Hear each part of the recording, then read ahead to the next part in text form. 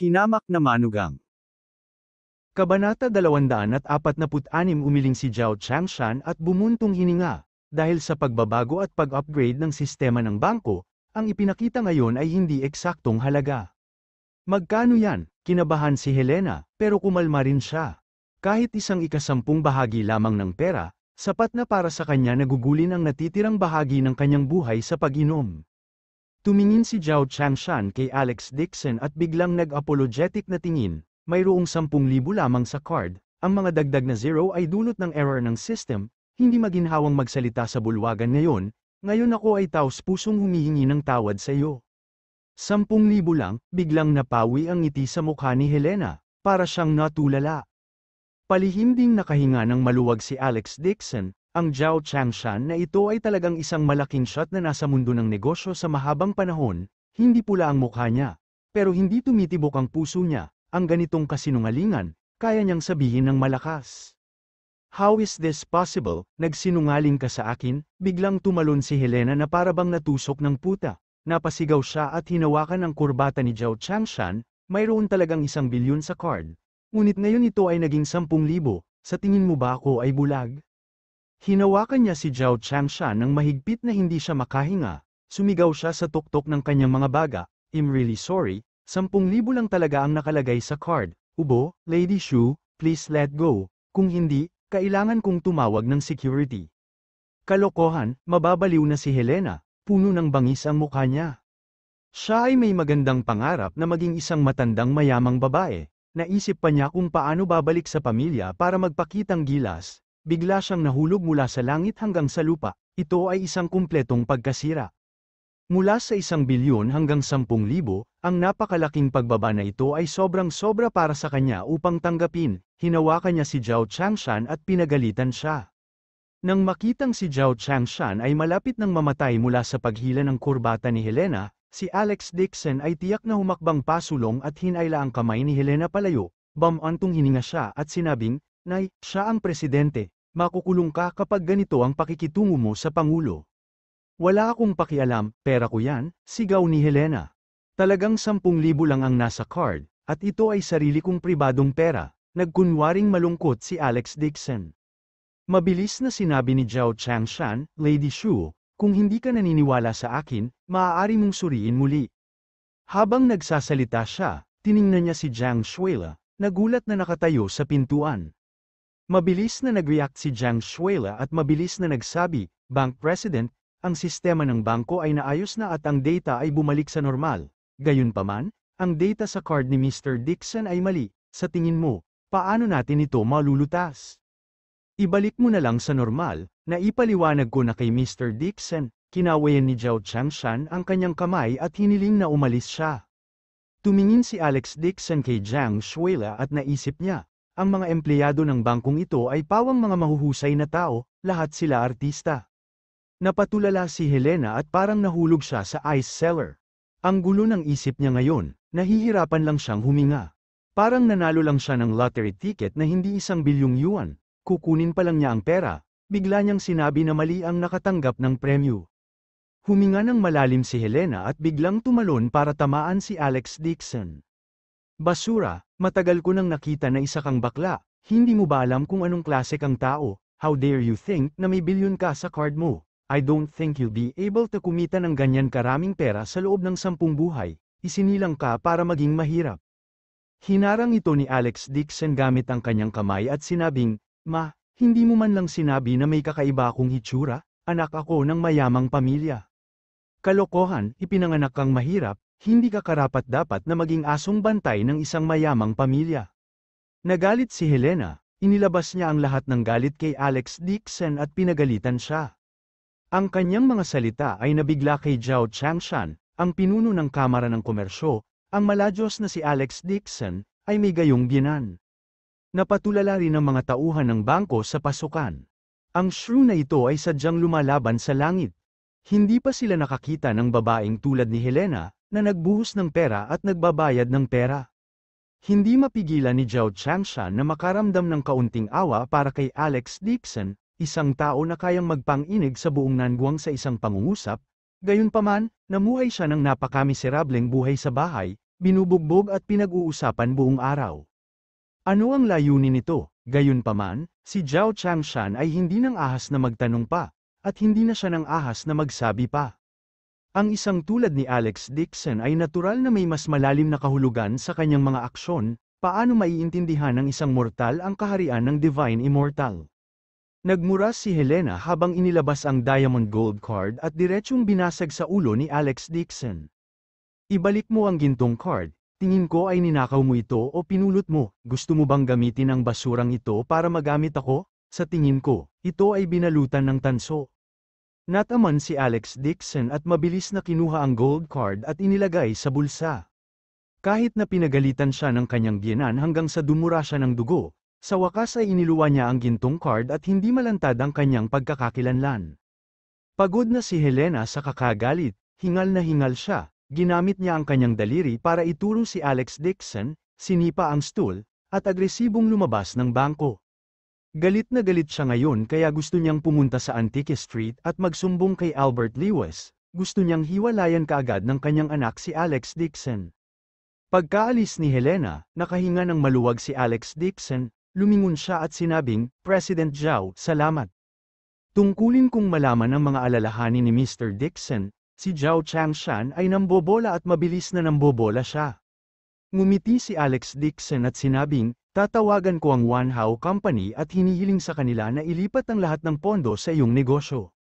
Kumpanya ng Wanhao, si Zhao Changshan ay natigilan saglit at naging walang kapantay na nasa sabik, halos hawakan niya ang kamay ni Alex Dixon at lumuhad para ipahayag ang pasasalamat, kara-rating lang niya rito, at kung mayroon siyang negosyo ng Wanhao, magkakaroon siya ng matatag na posisyon.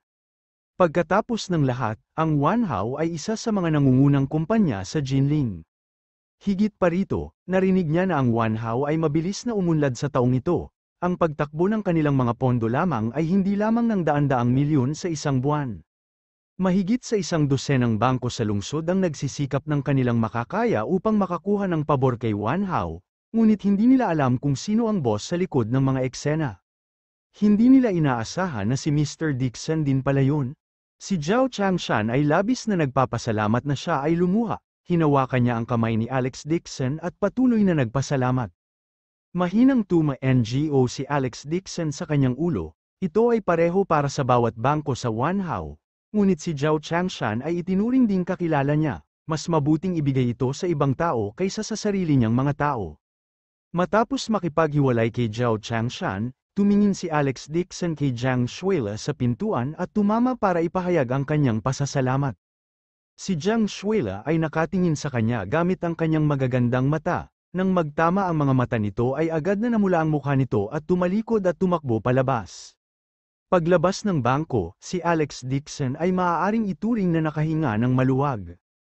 Siya ay orihinal na nagplano na pumunta sa hotel upang harapin si Mark Lewis at ang kanyang kapatid na babae pagkatapos na paalisin ng dalawang babae ng maaga. Gayunpaman, hindi niya inaasahan na biglang susulpot ang kanyang biyenan at masisira ang kanyang mga plano. Halos tanghali na nang tingnan niya ang oras, matagal na sigurong nagising ang dalawang babae sa kwarto kaya hindi niya alam kung ano ang sasabihin ng mga ito. Kinabahan si Alex Dixon, kaya tinawagan niya si Jane Lewis. Mahigit ilang beses nagring ang phone niya, pero hindi sumasagot ang kabilang side. Tumibok ang puso ni Alex Dixon, hindi kaya alam ni Jane Lewis ang tungkol sa kanya mula sa bibig ni Qin Yue. Nang siya ay nakaramdam ng pangamba, tumunog ang kanyang telepono at narinig ang mahinang boses ni Jane Lewis, ano ba kasi hinahanap mo ako? Jane, ikaw, gising ka na? Hinawakan ni Alex Dixon ang kanyang telepono, at sa unang pagkakataon, bumuhos ang pawis sa kanyang noo. Oo, kung gayon, paano si Qin Yue? Nasa tabi ko lang siya. Bumilis ang puso ni Alex Dixon at pinilit niyang magtanong, kung gayon, kayo.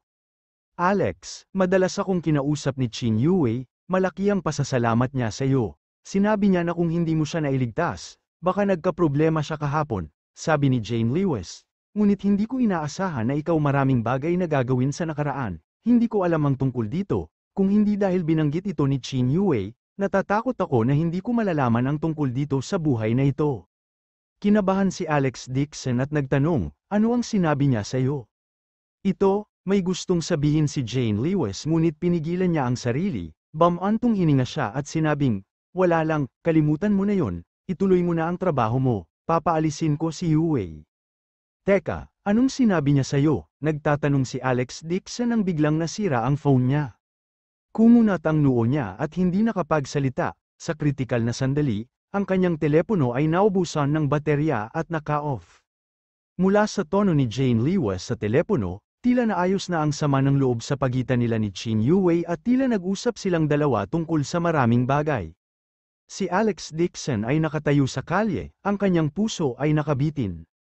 Ang Chin Yue na ito ay palaging hindi gusto sa kanya at palaging nais na udyukan siya na hiwalayan si Jane Lewis at pakasalan si Su Chingcheng, hindi kaya sinamantala niya ang pagkakataong sabihin sa asawa ang lahat tungkol sa kanya. Sa kanyang pag-uudyok sa kanya sa gitna, tiyak na hihiwalayan siya ni Jane Lewis. Nang maisip ito ni Alex Dixon, nalaman niya ang kanyang anit at agad niyang di niya lang numero ni Chin Yue. Napakabilis ng tawag, inip niyang tanong, Chin Yue, wala kang sinabi sa asawa ko, di ba? Natahimik sandali si Chin Yue at sumagot ng tanong, kung ganoon ano sa tingin mo ang dapat kong sabihin?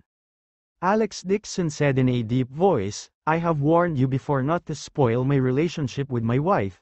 Kung hindi ka makikinig sa babala ko sa pagkakataong ito, I swear I will not forgive you. Alex Dixon, laking pasasalamat ko sa iyo kahapon, pero ang gusto kong sabihin kay Jane Lewis ay sarili kong negosyo. Naging malamig ang boses ni Chin Yue, kung gusto mong malaman, bumalik ka at magtanong kay Jane Lewis. Ikaw, gusto pang magtanong ni Alex Dixon, ngunit biglang naputol ang telepono. Tila nagalit si Chin Yue at agad niyang ibinaba ang kanyang telepono. Tumawag ulit siya and sure enough, the other party turned off the phone. Mapait na ngumiti si Alex Dixon, pakiramdam na walang magawa. Sino nga ba ang nagsabi na may mga grupo ng mga babae sa paligid ng ilang lalaki na naiinggit sa kanila? Kung mayroon kang lakas ng loob, halika at subukan. Isang grupo ng mga kababaihan, ito ay sadyang napaka-F***ing isip-blowing. Napabuntong hininga si Alex Dixon, natatakot siya na alam na ng asawa niya ang maraming nangyari sa kanya noon. Bukod dito, galit na galit si Helena kanina, natatakot na siya sa kanyang pag-uwi ay magkakaroon ng malaking bagyo sa pamilya. Natatakot siyang baka dito na magwakas ang kapayapaang kanyang hinahangad.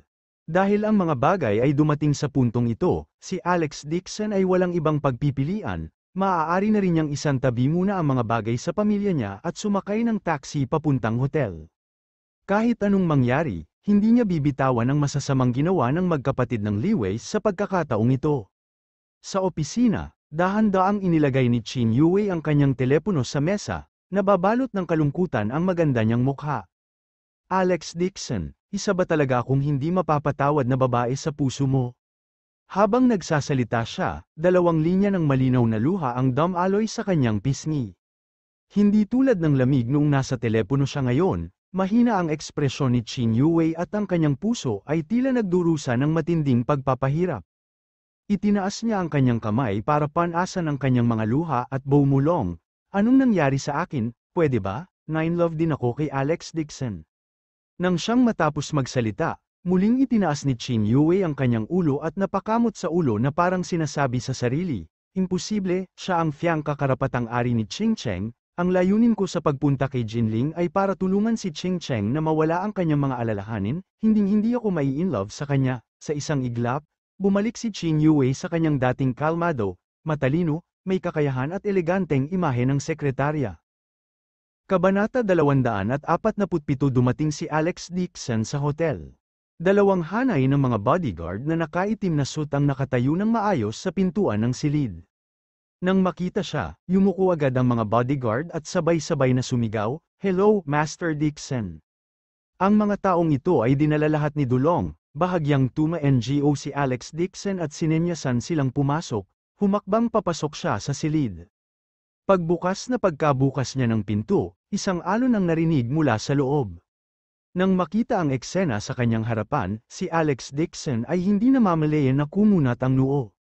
Ito ay talagang, masyadong magulo, nakita niya si Megan Lewis na nakayakap kay Son Ho at ilang malalakas na lalaki, na gumagawa ng mga bagay na hindi mabata. Parang nabaliw na rin si Mark Lewis, nakakabaliw ang kanyang mga mata habang nakayakap sa isang malakas na lalaki. Pareho silang natatakpan ng mga sugat, sila ay binugbog ng itim at asul, at ang eksena ay hindi mabata. Si Dulong ay parang isang emperador, dahan-daang nakaupo sa isang upuan at hinahangaan siya, may kamera din sa mesa, at kasalukuyan itong kinukunan. May hawak na letigo ang katabi niyang bodyguard, paminsan-minsan, hinahampas niya ng malakas ang mga ito, dahilan para mapasigaw at mapasigaw ang isang grupo ng mga tao. Nang marinig ang ingay, lumingon si Dulong, nang makita niyang papalapit si Alex Dixon ay agad itong tumayo nang may paggalang at yumuko sa kanya. Nagtaas baba si Alex Dixon at nagtanong, anong nangyari sa kanila? Mabilis na ngumiti ng paumanhin si Dulong, Boss Dixon, inusis ako na ang 2 taong ito, hindi ko inaasahan na magkakaroon sila ng napakaraming problema sa kanilang likuran, para matulungan kang mailabas ang iyong galit, tuturuan ko sila ng magandang aral at babayaran ko sila ng aking mga ngipin. Pagkatapos niyang magsalita ay agad siyang nagbigay ng matingkad na ulat.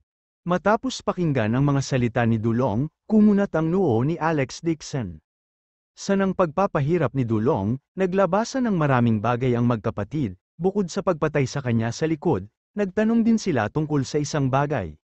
Sa katunayan, pinaghihinalaan na ni Alex Dixon ang bagay na ito noon, ngunit hindi niya ito inimbestigahan ng detalyado. Iyon ang panununog sa Hai Cheng, sina Mark Lewis at Megan Lewis ay pinahirapan ni Dulong, para mabuhay, talagang nilantad nila ang isa't isa. Si Ren Feng ay nalinlang ni Megan Lewis, pagkatapos noon, kinidnap siya ng magkapatid at itinapon sa basement, sinunog pa nila ang exhibition hall.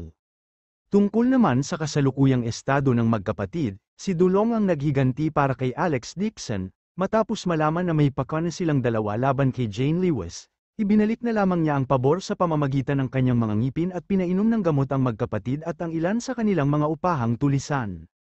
Ngayon na ang mga nakapagpapagaling na epekto ay sumiklab, ang grupong ito ng mga tao ay nagsama-sama at nagsimula ng isang magulong labanan. Magalang na humingi ng tagubilin si Dulong, Master Dixon, ano ang gusto mong gawin sa kanila? Nag-isip sandali si Alex Dixon, noong una, gusto niyang pilitin ang mga kapatid ng Lewis, ngunit pagkatapos magtanong tungkol sa Ren family, nagbago ang isip niya. Sa anumang kaso, pupunta si Renan sa Jinling, noon, marami siyang natulungan sa Hai Cheng, ngayon, binalak niyang iwan ang magkapatid sa Ren family. Bantayan mo sila. It'll be useful when the time comes. Sabi ni Alex Dixon, ayaw na niyang makita ang magulong eksena sa kwarto, tumalikod na siya at naglakad palabas ng hotel. Pagkalabas ng hotel, dumiretso si Alex Dixon sa bahay. Bago pumasok sa bahay, nag-alinlangan siya ng ilang segundo. Hindi niya alam kung ano ang sinabi ni Chin Yue sa kanyang asawa, nauna lang siyang pumasok sa bahay. Itinulak ni Alex Dixon ang pinto at pumasok sa kwarto. Nakita niya si Jane Lewis na bumababa mula sa itaas, at nagtama ang kanilang mga mata. Bumilis ang tibok ng puso niya at mabilis niyang isinara ang pinto, naghanap siya ng sasabihin at nagtanong, umalis na si Yue. Matagal na siyang umalis, bahagyang ibinuka ni Jane Lewis ang kanyang bibig at gumamit ng tuwalya para panasan ang kanyang basang buhok. Naligo lang siya at nakasuot ng pantulog, napangiti si Alex Dixon at lumapit. Kinuha niya ang tuwalya sa kamay nito at tinulungan ng asawa na panasan ang buhok nito. Habang nagpupunas, maingat niyang tinanong, ano ang sinabi mo kay Yue? Walang ekspresyon ang magandang mukha ni Jane Lewis at walang pakialam ang ekspresyon nito. Gayunpaman, kung gaano siya kumilos sa ganoong paraan, mas nakaramdam si Alex Dixon na hindi sigurado, lalong lumakas ang tibok ng puso niya. Sa oras na ito, biglang ibinuka ni Jane Lewis ang kanyang bibig at sinabing, alam ko na ang tungkol sa bagay sa pagitan mo at ni Su Ching-cheng. Natigilan si Alex Dixon at agad na nakaramdam ng kirot sa kanyang anit. Hindi kaya sinabi sa kanya ni Chin Yue ang lahat tungkol sa kanya? Sa mga sandaling ito, narinig niyang nagpatuloy si Jane Lewis, speaking of which, medyo nakakaawa rin si Boss Su. Pagkasabi noon ay napabuntong hininga pa siya. Nataranta si Alex Dixon, si Su Ching-cheng ay mayaman at makapangyarihan, at siya ay magandang Ching-cheng, kahit na gusto niya ang buwan sa langit, kaya niyang gumawa ng rocket para mabunat ito. Pero nakiramay talaga ang asawa niya sa sikat na Boss Su. Kakaiba, mahinang sinabi ni Jane Lewis, sinabi na sa akin ni Yue ang tungkol sa pakikipag-ugnayan mo at ng Su family. Biglang kinabahan si Alex Dixon at agad na nagpaliwanag, Jane, I will explain to you in the future. Bago siya matapos, pinutol siya ni Jane Lewis, hindi na kailangang magpaliwanag. Ang pakikipag-ugnayan sa pagitan mo at ng Su family ay itinakda ng mga matatanda ng magkabilang partido, wala itong kinalaman sa iyo. Gayunpaman, kinansela mo ang engagement, pagdating sa Jinling para pakasalan ako, si Su Chingcheng ay naging katatawanan sa kabisera. Maaari lamang siyang lumayo sa Jing City at pansamantalang lumayo sa limelight sa kabisera. Lahat tayo ay babae, naiintindihan ko ang kanyang nararamdaman. Yun lang, kinakabahang tanong ni Alex Dixon, tuma NGO si Jane Lewis at sinabing, kung makikita kong muli si Su Chingcheng sa darating, hihingi ako ng tawad sa kanya sa ngalan mo. Hindi alam ni Alex Dixon kung tatawa o iiyak, ano ang nangyayari. Para siyang naging bagay na pinag-awayan ng dalawang babae, kasal siya sa kanyang asawa at talagang masama ang loob nito sa kanyang karibal sa pag-ibig. Gayunpaman, ipinakita rin ito na mabait si Jane Lewis at ayaw niyang may masaktan ng iba dahil sa kanya. Pupunasan ko ang sarili ko, hiniling sa akin ni Yue na ipasa ang mensahe at sabihing nagpapasalamat siya sa iyo. Nakita ni Jane Lewis na hindi na matamlay ang puso niya nang makita niyang pinunasan ito. Kinuha niya ang tuwalya at naglakad papunta sa kusina. Nang lumakad siya sa pintuan, huminto siya at lumingon kay Alex Dixon na may pasasalamat sa kanyang mga mata. Kung hindi dahil sa iyo, natatakot ako na sana ay nagawa ko na. Nang magising sila ni Chin Yue sa umaga, nabawi nilang dalawa ang kanilang pakiramdam at nalaman ang nangyari kahapon. Sa kabutihang palad, nailigtas sila ni Alex Dixon sa kritikal na sandali. Nagdaan ang dalawa sa hirap at hindi na sila magkaaway kaya't nagkaroon sila ng mahabang pag-uusap. Sinabi sa kanila ni Chin Yue ang maraming bagay tungkol kay Alex Dixon, sinabi niya na talagang nagnenegosyo ang kanyang pamilya at mayroong pakikipag-ugnayan sa pagitan ng mga matatanda at ng Su family. Gayunpaman, ayaw ni Alex Dixon na makontra sa isang kasal, kaya tumakas siya sa bahay dahil sa galit, nang maglaon, nakilala niya ito at nagpakasal. Gayunpaman, napakagaan ng pakiramdam ni Alex Dixon pagkatapos niyang umalis, si Su Chingcheng, na naninirahan sa Jing City, ay itinuturo ang lahat sa kanyang likuran. Siya ay orihinal na isang nangungunang kagandahan, ngunit ang kanyang kasintahang babae ay biglang tumakas, na naging sanhi ng mga alingawngaw sa buong lugar. Ang ilang mga tao ay nagsabi na siya ay isang tigre, at ang kanyang paninibugho ay naging pagnanasa, na tinatakot si Alex Dixon. Sinabi rin ng ilang tao na may tinatagong sakit si Su Chingcheng, ayaw magpakasal ni Alex Dixon sa isang may sakit, kaya tumakas siya sa bahay. Sinabi pa ng ilang tao na si Su Chingcheng ay isang transsexual. Anyway, napakaraming iba't ibang uri ng tao, at lahat sila ay sinisiraan siya. Nang marinig niya ang mga bagay na ito, hindi maiwasan ni Jane Lewis na makaramdam ng bakas ng pakikiramay kay Su Chingcheng. Bilang karagdagan, si Su Chingcheng ay matagal nang nasa Jinling at hindi siya pinuntahan, kaya mas maganda ang kanyang impresyon sa kanya. Kasabay nito, nakaramdam din siya ng guilt. Sa orihinal, si Alex Dixon ay dapat na isang pares ni Su Chingcheng, ngunit tila siya ay namagitan sa huling minuto. Nang marinig ni Alex Dixon na hindi ibinunyag ni Chin Yue ang kanyang background at binanggit lamang niya ang pakikipag-ugnayan sa pagitan nila ni Su Chingcheng, nakahinga rin siya ng maluwag. Sa anumang kaso, ang bagay na ito ay kailangang ipaliwanag sa kanyang asawa sa madaling panahon. Laminggo-linggo siya sa silid at nagtanong, hindi pa ba bumalik si nanay? Kakagawa lang ni Helena ng eksena sa bangko, kapag bumalik siya, tiyak na magdudulot ito ng kaguluhan, umiling si Jane Lewis. Sa sandaling ito, ang tunog ng pagkaka-unlock ng kandado ay nagmula sa pinto. Si Helena, kasama si Albert Lewis, ay sumugod na puno ng galit ang mukha. Nang makita niya si Alex Dixon sa bahay, agad siyang sumigaw ng mahigpit, "Anak, sumama ka kay Alex Dixon sa Civil Affairs Bureau ngayon at kunin mo na ang divorce certificate." Kabanata 248. Natigilan si Jane Lewis at agad na walang magawa. "Nay, ano na naman po ang nangyari sa inyo? Wala po si tatay sa ospital at hindi na hospital. Natakot lang ang papa mo at hindi gumastos para manatili sa ospital, tsaka gusto pa niyang magtayo ng antique shop."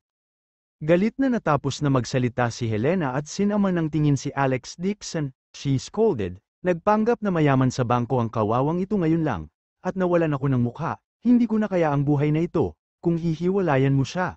Hahanap ako ng mayaman na asawa para sa iyo." Hindi na nakayanan ni Albert Lewis na nakatayo sa likuran niya, kumunat ang noo niya at sinabing, "Mali lang ang bank system at mali ang balanse ng bank account ni Alex, I think you are making a big deal out of nothing." What big deal? Muntik na akong mahuli ng bangko bilang magnanakaw. Nakita ni Helena na nakatingin talaga si Albert Lewis kay Alex Dixon at mas lalo siyang nagalit. Talagang walang magawa si Jane Lewis, kapag nagalit ang sarili niyang ina, hihiwalayan niya si Alex Dixon, hindi ito ang unang pagkakataon. Bumulong siya kay Alex Dixon, "Bumalik ka muna sa kwarto at lumabas ka kapag kumalma na si Mama." Alam din ni Alex Dixon na nabaliw na naman si Helena, tuma-NGO siya at tumalikod para maglakad papunta sa kwarto. Papasok na sana siya sa kwarto, isang malakas na ingay ang biglang nagmula sa pinto. Bang bang bang, buong lakas na kumakatok sa pinto ang mga tao sa labas, tila naiinip na. Galit pa rin si Helena at agad na binuksan ang pinto ng galit, akmang papagalitan niya ang isang tao, bigla siyang tumingala at nakita niya si Old Lady Lewis. Natigilan siya ng ilang segundo at saka mabilis na nambobola. "Ma, bakit ka nandito?" Masiglang sabi ni Old Lady Lewis. "Ito ang bahay ng anak ko, pwede akong pumunta kahit kailan ko gusto, kailangan ba kitang tanungin?" Naninigas ang mukha ni Albert Lewis at parang nahihiya. Nakagawa na siya ng malinaw na linya kasama ang Lewis family, bakit dumating ang matandang ginang? Bumantong hininga si Old Lady Lewis at hindi pinansin si Helena, tinulak niya si Helena at pumasok sa kwarto.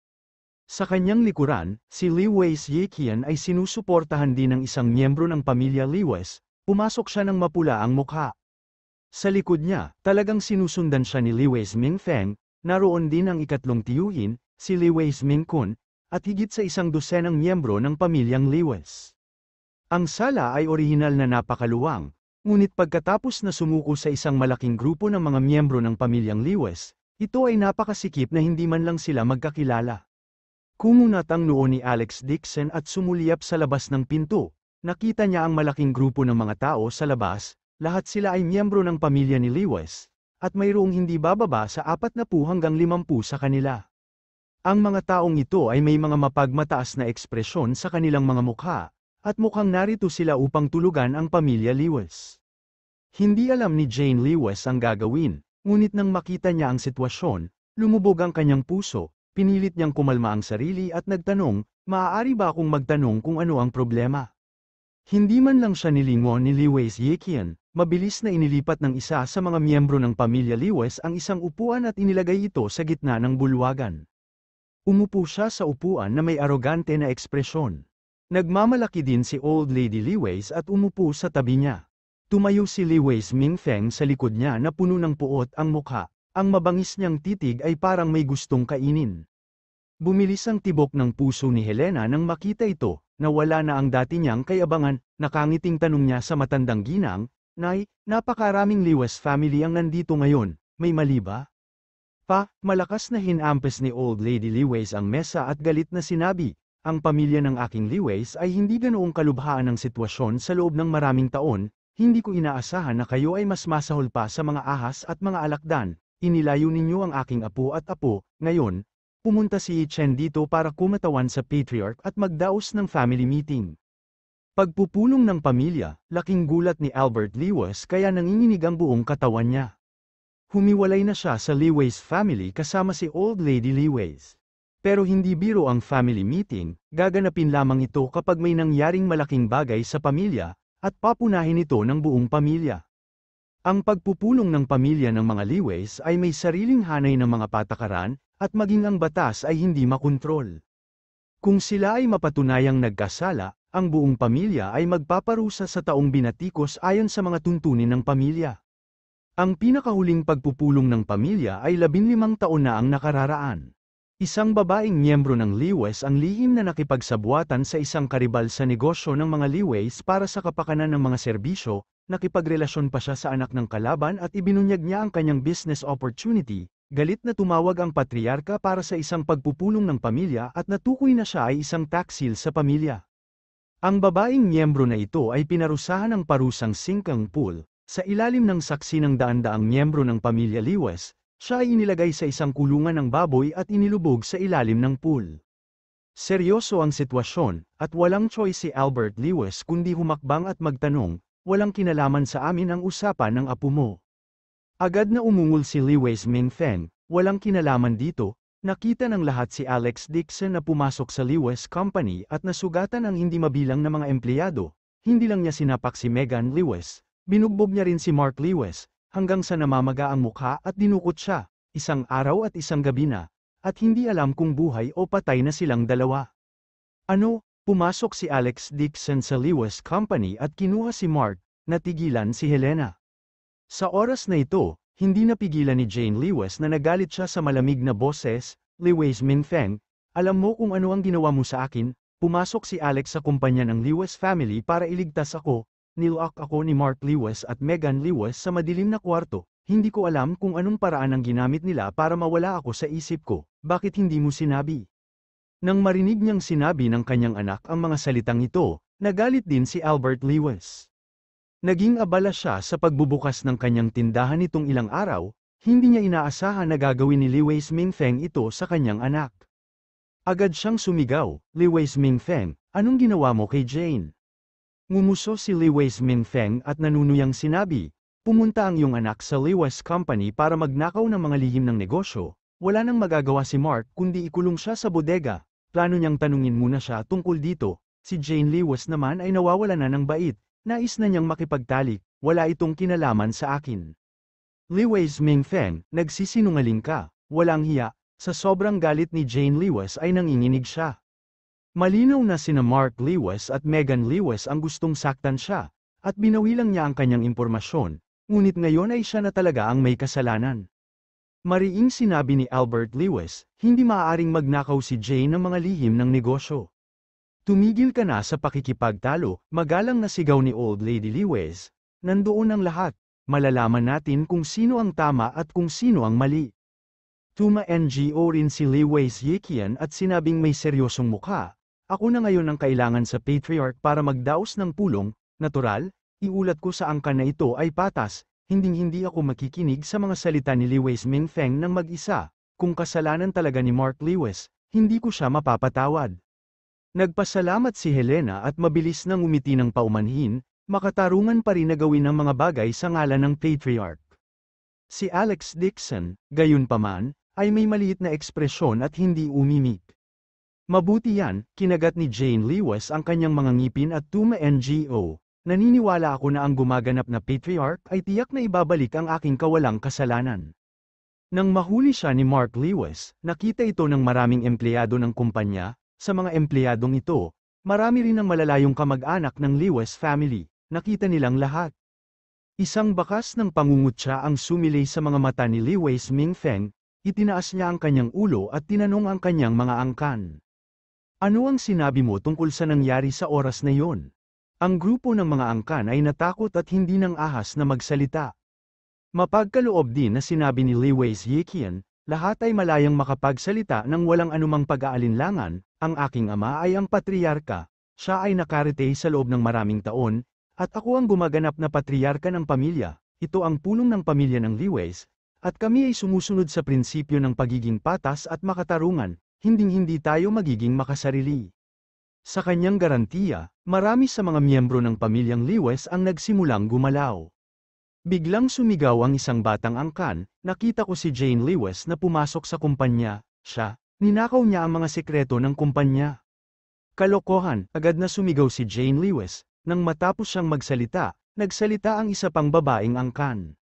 Jane, bagamat malayo akong kamag-anak ng Lewis family, nakita ng sarili kong mga mata na binugbog ni Alex Dixon si Mark, hindi man lang kumibo si Mark Lewis bago siya nabugbog hanggang sa damyugo ang ilong. Agad na nag-usap ang mga tao, tama, si Alex Dixon ay patuloy na nakikipaglaban dito at nasugatan ang maraming empleyado ng Lewis Company. I don't know if Jane Lewis married to a violent man or not, it's too scary. Sinaktan pa ni Alex Dixon si Megan Lewis, talagang walang hiya siya pagdating sa mga babae. Si Jane Lewis ang nagnakaw ng mga sekreto ng kumpanya. This is originally a family matter of Lewis family, it's fine to apologize, but I didn't expect Alex Dixon to hit someone. Kabanata 249 natigilan si Jane Lewis nang marinig ang usapan ng mga taga-Lewis pamilya. Sa sobrang galit niya ay nanginginig ang buong katawan niya. Ikaw, kalokohan ang sinasabi mo, hindi kaya lahat ng tao ay walang kwenta, sumigaw si Lewis Yekian sa malalim na boses. Jane Lewis, nakita ng lahat na ikaw ang nakilala ng mga sikreto ng kumpanya, ano pa ang sasabihin mo? Ako, hindi ko ito ninakaw, galit at balisa si Jane Lewis, malapit na siyang umiyak. Isang bakas ng kasamaan ang sumilay sa mga mata ni Lewis Mingfeng, mabangis niyang sinabi, lahat ay makapagpapatutuo, kinuha ni Alex Dixon ang aking anak na lalaki at babae, dapat siyang hatulan ng kamatayan. Matagal na siyang gumamit ng pera para sa temperatura ng kanyang mga angkan, syempre, tumstigo siya laban kay Jane Lewis. Nang makitang tumstigo ang kanyang mga angkan laban kay Jane Lewis, natarante si Helena, agad siyang sumugod sa paanan ni Lewis Yekian at umiyak ng malakas. It's all Alex Dixon's fault, it has nothing to do with my daughter, please spare my daughter, if you want to blame someone, blame Alex Dixon, what do you want, wala akong interes sa kanya. Kumunat ang noo ni Alex Dixon, bagamat alam niyang hindi siya poprotektahan ni Helena base sa personalidad nito, hindi niya inaasahan na ibebenta siya ni Helena. Sa oras na ito, unti-unting kumalma si Jane Lewis mula sa kanyang galit, hindi niya inaasahan na mahuhuli ni Alex Dixon ng pribado ang mga kapatid ng Lewis, at the same time, nagulat siya at na-touch. Siguradong naglabas ng galit si Alex Dixon sa magkapatid na Lewis family dahil sa kanya. Galit niyang sinulyapan ang mga tao at mariing sinabi, mabuhay man ako o mamatay, gusto kong makasama si Alex. Isa pa, inosente ako at hindi kailanman nakilala ng anumang kumpidensyal na impormasyon mula sa kumpanya. Maingay ang eksena, hinampas ni Lewis Yekian ang mesa at sinabing, lahat, manahimik. Unti-unting tumahimik ang mga tao, mangyaring gumawa ng desisyon sa ngalan ng patriarka, tawag ni Lewis Mingfeng. Tuma-NGO si Lewis Yekian at sinabing, ninakaw ni Jane ang mga sekreto ng kumpanya at nakagawa ng malubhang krimen. Ngunit dahil miyembro siya ng aming pamilyang Lewis, ililigtas namin ang kanyang buhay, ang parusa ay ang kanyang Chindian Company, at lahat ng ari-arian ng mga nila dapat ibigay sa Lewis pamilya. Gusto mo ang ari-arian namin? Galit na galit si Albert Lewis. Galit na galit siya, ito ay daylight robbery. So paano kung ninakawan kita? Si Lewis Mingfeng ay walang takot, ilang miyembro ng pamilya ng Lewis ang sumusuporta sa iyo. Ang mga tao ay gumalaw, ngunit walang nagsasalita para kay Albert Lewis. Natuwa si Lewis Mingfeng sa kanyang sarili, ipinaalam na niya ang mga kapamilyang ito. Pagdating ng panahon, hahatulan niya si Jane Lewis ng krimen, hatiin ang ari-arian ng pamilya ni Albert Lewis, at pagkatapos ay papatayin si Alex Dixon, bibigyan niya ng pera ang mga taong ito. Sa mga nasa harapan nila, sino ang handang tumulong sa isang tapat na tao tulad ni Albert Lewis? Kung tungkol kay Alex Dixon, kinasusuklaman siya ni Lewis Mingfeng hanggang sa buto, binalak niyang putulin si Alex Dixon matapos malaman ang kinaroroonan ng kanyang mga anak. Bawal hawakan ang mga gamit ko, nag-aalalang sigaw ni Jane Lewis. Natakot din si Helena at puno ng luha ang mukha, lumuhad siya sa harap ng matandang ginang at sinabing, Nay, tulungan mo akong magsabi ng isang bagay, siguradong mali si Jane. Ang paghiling na hatiin ang kanyang pera ay mas masakit pa sa pagpatay sa kanya. Malamig at walang pakialam ang mukha ni Old Lady Lewis, hindi ako makikialam sa bagay na ito. Sino ang humiling sa iyong anak na pakasalan ng isang dukha tulad ni Alex Dixon, serves you right. Malamig na sinabi ni Lewis Yekian, itapon sila at bilangin ang kanilang mga ari-arian, bantayan sila para hindi sila magkakilala ng anuman. Isang grupo ng mga tao ng Liu family ang agad na sumugod sa kanila ng agresibo. Hinawakan ng dalawang miyembro ng pamilya si Helena at kinaladkad palabas. Si Albert Lewis ay hinawakan din ng ilang matitibay na miyembro ng pamilya at idiniin sa lupa at binugbog. Iyak ng iyak si Helena at buong lakas na nagpupumiglas, saway ni Albert Lewis na may galit sa mukha. Ngunit malamig pa rin ang ekspresyon ng matandang ginang, bakas pa sa mga mata nito ang pagkasuklam. Magulo ang kwarto, mga iyak at sumpa na magkakaugnay. Huwag mong bugbugin ang tatay at nanay ko. Sa sobrang galit ni Jane Lewis ay napasigaw siya at agad na sumugod. Habang nagmamadali ang isa sa mga angkan papunta kay Jane Lewis, bigla siyang sinipa ni Alex Dixon sa tiyan at pinalipad siya. Alex Dixon, how dare you? Hinampas ni Lewis Yekian ang mesa at galit na tumayo. How dare you attack the Lewis family? Isa itong seryosong krimen, at hindi kita patatawarin. Agad silang pinalibutan ng mga miyembro ng pamilyang Lewis sa paligid niya ng mga kutsilyo at patpat, na nakapalibot sa kanila sa gitna. Mukhang kinakabahan si Jane Lewis. Dumating ang Lewis family ngayon, mayroong higit sa 100 sa kanila. Ngunit mayroon lamang silang 4, wala silang magagawa tungkol dito. Si Alex Dixon ay mukhang kalmado habang hawak niya ang nanginginig na si Jane Lewis sa kanyang mga bisig. Isang malamig na aura ang lumabas sa kanyang katawan, kahit na gustong utusan ni Lewis Yekian ang kanyang mga angkan na lumapit, hindi niya nagawang ibuka ang kanyang bibig. Inangat ni Alex Dixon ang ulo, nanlamig ang mga mata habang nagsasalita. Noon, hindi ko sinasalakay ang Lewis family dahil sa asawa ko, pero kahit anong gawin ko, hindi ko alam kung kailan kayo aasenso o aatres. Habang nagsasalita siya, malamig siyang ngumiti, may bakas ng panganib sa kanyang malamig na ngiti. Kung gayon hayaan ang Lewis family na tuluyang masira. Natahimik ang karamihan, natigilan silang lahat sa sinabi ni Alex Dixon. Natigilan sandali si Lewis Mingfeng, bigla siyang ngumisi at sinabing, Alex Dixon, ano ka ba sa tingin mo? Sinisira ang Lewis family. Sa tingin mo ba makikilala mo ang ilang big shots mula sa Jinling? O gusto mong umasa sa iyong mga boss?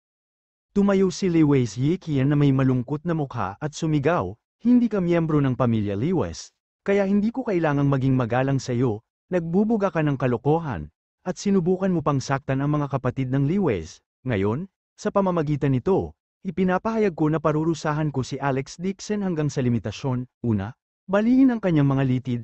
Pagkatapos ay ibalik siya sa Ancestral Hall at hatulan siya ng kamatayan. Hindi, nagulat si Jane Lewis at agad na tumayo sa harap ni Alex Dixon, nanlilisik si Lewis Yekian, kung maglakas loob kang kunin siya, papatayin ko kayong lahat. Nag-aapoy ang mga mata niya sa galit, gusto niyang mamatay kasama ang kanyang kalaban.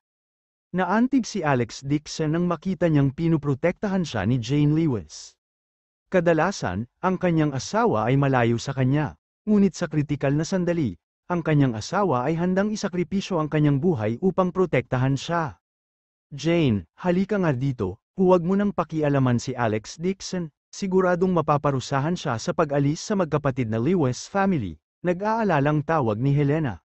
Sumili ang puot sa mga mata ni Lewis Mingfeng, ngumisi siya at sinabing, Alex Dixon, walang makakapagtanggol sa iyo ngayon. Ngunit pinabayaan mong ligtas ang aking mga anak, at lumuhad ka pa rin sa aking paanan, bigyan mo ako ng 3 kautaw, at maaari kitang mamatay ng mabilis na kamatayan. Napataas ang kilay ni Alex Dixon at nakangiting sinabing hindi ngiti, sa tingin mo ba kailangan ko ng magpoprotekta sa akin? Malamig na sinabi ni Lewis Yekian, kahit magaling ka sa pakikipaglaban, kaya mong kontrolin ang biyenan, ang iyong biyenan, at ang iyong asawa, kung maglakas loob kang umatake, babaliin ko muna ang binti ng iyong asawa. Nanlamig ang mukha ni Alex Dixon, hindi niya gusto ang pagbabanta. Lalo na noong ginamit si Jane Lewis para banta siya. Nang si Lewis Yekian ay nasiyahan sa kanyang sarili, biglang sumulong si Alex Dixon, itinaas niya ang kanyang braso at binigyan siya ng isang malakas na sampal sa mukha. Agad na sinampal si Lewis Yekian at bumagsak sa lupa, isang ngipin na may dugo sa bibig ang sumambulat. Nagulat ang mga tao, hindi na sila makabalik sa kanilang katinuan. Tinamaan talaga ni Alex Dixon ang acting patriarch, siya ang anak ng pinakamataas na patriarka sa pamilya, at ang kanyang kayamanan ay higit pa sa 50 Lewis Company. Si Helena ang unang nanambalik sa kanyang katinuan, napasigaw siya sa takot. Alex Dixon, baliw ka, ito ay kakilakilabot, matapos bugbugin ng gumaganap na patriarch, siya ay magiging pangkalahatang kaaway ng mga Lewis. Siya ay papatayin ng walang awa. Kabanata 250. Natigilan din si Jane Lewis. Hindi niya akalain na magiging ganito kalaki si Alex Dixon dahil sa kanya. Sumigaw si Helena, makinig kayong lahat, ang bagay na ito ay walang kinalaman sa aking pamilya, si Alex Dixon ang may gawa nito. Bumangon si Lewis Yekian mula sa lupa sa malungkot na kalagayan, ang kalahati ng mukha niya ay namamaga na parang duguan. Wala na siyang kahangahangang paraan mula noon. Sa sobrang galit niya ay nanginginig ang buong katawan niya. Siya ay sumigaw ng malakas, Alex Dixon, nililigawan mo si kamatayan, kahit na dumating ang ama ng Heavenly Emperor ngayon, puputulan pa rin kita. Sa pamilya ng Lewis, nagtataglay siya ng pinakamataas na dignidad. Hindi niya akalain na sa harap ng lahat ng miyembro ng pamilya niya, sa isang sampal ay ipapatumba talaga siya ni Alex Dixon.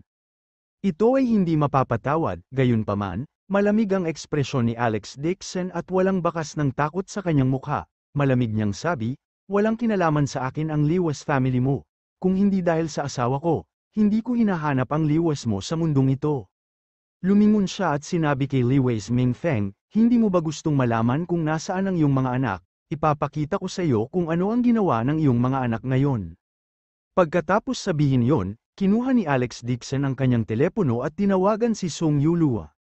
10 minuto, hindi, sa 5 minuto, kunin mo sa akin ang email ng buong Lewis, makipag-ugnayan kay Dulong at hiling sa kanya na ipadala ang na-record na video, at ipapadala sa akin ang lahat ng mga bagay na ginawa ni Lewis Yikian sa nakaraan. Oh, young master, magalang na sagot ni Song Yulua. Maliit lang ang angka ni Lewis, wala lang sa kanila. Natahimik ang karamihan, pinigil ni Lewis Mingfeng ang kanyang hininga at pinigilan ang kanyang puot. Gusto niya talagang malaman kung nasaan ang kanyang mga anak. Saglit na tinitigan ni Lewis Yikian si Alex Dixon, magsasalita pa sana siya nang biglang nag-vibrate ang phone niya. Binuksan niya ang kanyang telepono at nakitang nakatanggap talaga siya ng ilang video mula sa kanyang email. Pinandilatan niya ng mata si Alex Dixon at nag-aalinlangan siyang nag-click sa mga ito. Biglang narinig ang tunog ng alon, isang hindi magandang tingnan na video ang lumabas sa kanyang telepono. Ito ay, nagulat si Lewis Yikian sa mismong lugar. Nakita niya sina Mark Lewis at Megan Lewis sa video, nakihalo sila sa ilang mga malalakas na lalaki, at nakakabaliw ang kanilang mga ekspresyon. Ilang saglit, tumunog ang telepono sa kwarto, halos lahat ng miyembro ng pamilyang Lewis ay nakatanggap ng parehong mga video mula sa email ng kanilang mga cellphone. Napuno ng echo ang buong kwarto, ang iyak ng magkapatid na Lewis ay mailalarawan bilang isang malawakang eksena sa pagmamaneho. Ang mga miyembro ng pamilyang Lewis ay pawang may hawak na mga telepono at natulala sa lugar. Tiningnan ni Lewis Mingfeng ang sarili niyang telepono, ang kanyang lumang mukha ay naging berde at puti, ito ay lubhang nakakahiya. Talagang nagsasaya ang mga anak niya sa hotel, itinaas niya ang kanyang ulo at sumigaw, Alex Dixon, anong ginawa mo sa mga anak ko? Nagkibit balikat si Alex Dixon, let me explain, hindi ko dinukot ang magkapatid na Lewis family, tsaka sobrang saya nila ngayon, paano mo masasabing inabuso ko sila? May isa pang video, sigaw ng isa sa mga miyembro ng pamilya Lewis at agad itong pinindot. Kaagad, lumabas sa video ang imahe ng magkapatid na Lewis. Namamaga ang mukha ni Mark Lewis, at para siyang maiiyak habang nagpapaliwanag sa camera. I confessed everything, it was my dad and Uncle Yi Chen who found Alex Dixon and Albert Lewis family, they even planned to use Peach Blossom Rune to ruin Jane Lewis' innocence, let her be played by a group ng mga lalaki, at pagkatapos ay mag-record ng isang video upang makita nilang panuorin ang video ng kanyang asawa na nilalaro bago patayin si Alex Dixon. At saka, ang dahilan kung bakit nabangkarote ang kumpanya ng Lewis family ay dahil ginagamit namin ni Papa ang public funds, ang mga shares na binigay sa lahat ay peke lahat, actually, empty shell lang yan. Plano ko ring patayin si Alex Dixon, at pagkatapos ay kunin ang ari-arian ni Albert Lewis kasama ng aking ama. Ililipat ko ang mansyon at kotse ni Alex Dixon, pati na rin ang ari-arian ng Lewis family para sa sarili kong gamit. Umiyak sina Mark Lewis at Megan Lewis sa video. Lahat ng clansmen ay nakatitig sa kanilang mga phone, dead silent.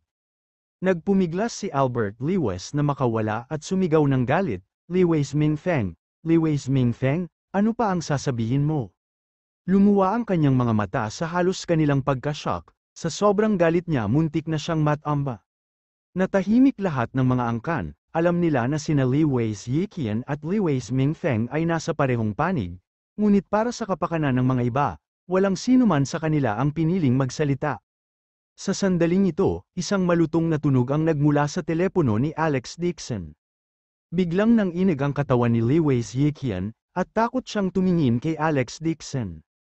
May sariling black material kaya ang phone niya. Napatingin si Alex Dixon sa kanyang telepono at nagpapadala ng mensahe, tumingala siya at sinabing may ngiti na hindi ngiti, Liwei Yiqian, yayain ang lahat na lumabas, kakausapin kita, naiwan din si Liwei Mingfeng. Sa tingin mo karapat-dapat ka, matigas na sabi ni Liwei Yiqian. Nagkibit balikat si Alex Dixon, fine, dahil ayaw mo, I will let the Liwei siblings send the information to everyone's cell phones. Natarante si Liwei Yiqian at mabilis na sinabi, teka. Kinagat niya ang kanyang mga ngipin at itinaas ang kanyang kamay upang hilingin sa lahat na umalis muna. Alex, anong ginagawa mo? Nag-aalalang tanong ni Jane Lewis. Ngumiti si Alex Dixon sa kanya at sinabing, huwag kang mag-alala, aayusin ko ang problema, wala akong gagawin kay Liwei Yiqian. Tara na, natakot si Helena na baka magkagulo na naman ang kanyang anak kaya't hinayla niya ito palabas. Pagkalipas ng 5 minuto, walang laman ang sala ng Liwei family, at tanging sina Alex Dixon, Liwei Yiqian, at Liwei Mingfeng lang ang natira. Ano ang ibig mong sabihin? Ang mga mata ni Liwei Mingfeng ay puno ng puot, gusto lang niyang i-chop si Alex Dixon sa meat paste at i-pack-in sa aso. Ngumiti si Alex Dixon, hindi ba't sinabi ko lang na papabagsakin ko sa mundo ang Liwei family, ngayon? Gusto kong makita ninyo lahat sa sarili ninyong mga mata kung ano ang pakiramdam ng masira ang pamilya ninyo. Sa tingin mo ba ay maaari mong sirain ang buong Liwei sa iyong mga koneksyon? Malamig na tumikim si Liwei Yiqian, ang kanyang ekspresyon ay walang katulad na sarcastic. Ang akala niya ay tinatakot siya ni Alex Dixon gamit ang itim na materyal, ngunit hindi niya inaasahan na muling nambobola si Alex Dixon.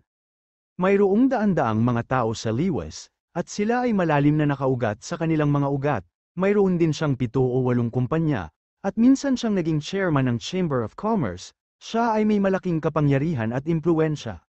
Not to mention ni Mayor Alex Dixon, kahit magsanib puwersa ang ilang mayayamang tao sa Haicheng, hindi nila kayang sirain ng mag-isa. Sa sandaling ito, biglang tumunog ang telepono ni Liwei Yiqian. Tumalon ang kilay niya, nang makita niyang sekretarya niya ang tumatawag, sumimangot siya at pinindot ang speaker button. Ano ito? President Liwei, grabe, humiikbi ang babaeng sekretarya, yung 4 na chemical factory under the company, and the 8 raw materials merchants, biglang nag-propose lahat na i-terminate ang kontrata at hindi na magbigay ng raw materials, may mga supplier din na tumawag, gusto daw nilang i-terminate ang kontrata, and that hindi na nila gusto ang mga order natin. Paano kaya yun? Ang mga talukap ng mata ni Liwei Yiqian ay kumaibot, at siya ay labis na nabigla na tila siya ay tinamaan ng kidlat. At saka, nagbigay ka ng mansyon na walang 6 na milyong yuan sa direktor noong nakaraang buwan, nalantad din ito, ngayon ang mga nakatataas ay tumatawag para mag-imbestiga. Laking gulat ni Liwei Yiqian kaya namutla ang kanyang mukha, parang nawala lahat ng lakas niya. Paano ito naging posible? Siya lang at ang direktor ang nakakaalam tungkol sa bagay na ipamigay niya sa mansyon. Napakalihim nito, bakit biglang na-expose? Si direktor na ang umamin, sabi niya kapag hindi niya gagawin, magulo ang buong pamilya niya. Sabi niya wag mo siyang sisihin, nabulunan ang babaeng secretary at sinabing, and those people who sent gifts to dati, tumawag silang lahat para umamin, nagre-rehistro ang mga nakatataas. Nang inig ang katawan ni Liwei Yiqian, hindi na niya mahawakan ang phone niya. Maraming lihim na nagpapadala ng kanilang kumpanya at nagbigay pera at regalo sa mga tagagawa at iba pang kaugnay na departamento. Hindi niya inaasahan na ang lahat ng ito ay mabubunyag. Bakit ito nangyari? Baka ang mga taong ito ay ayaw man lang ng pera at mga bagay. Nabawasan pa ba ang kanilang takot na makulong? Si Liwei Mingfeng, na nasa tabi niya, ay wala ring oras para pakialaman si Liwei Yiqian, dahil nakatanggap din siya ng tawag mula sa assistant ng kumpanya. Abangan ang susunod na kabanata.